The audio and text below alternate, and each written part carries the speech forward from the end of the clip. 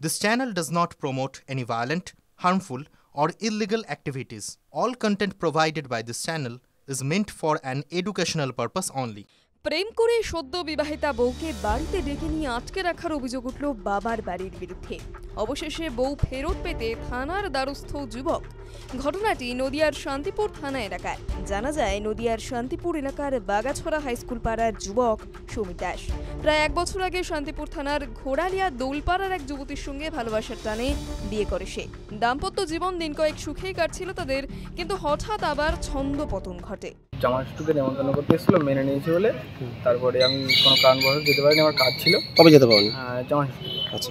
তারপরে এই গত পরশুদিন, তার আগের দিন ওর মা আমাদের বাড়ি আসে।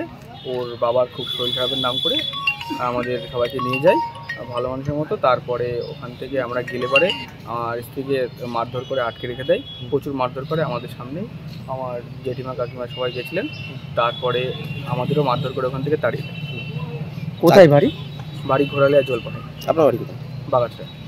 এখন কি আপনি শান্তিপুর থানায় অভিযোগ করছেন? শান্তিপুর থানায় অভিযোগ করেছি, দেখি শান্তিপুর থানায় পুলিশের দ্বারস্থ হয়েছেন। হ্যাঁ। কি চাইছেন আপনি? আমি ফেরত করতে চাইছি। ভালোভাবে ডেকে নিয়ে গিয়ে পরে আটকে দিয়ে মারধর করে। মারধর করে কি চাইছো তুমি এখন? এখন নিয়ে আসতে চাইছি, বউকে ফেরত চাইছো?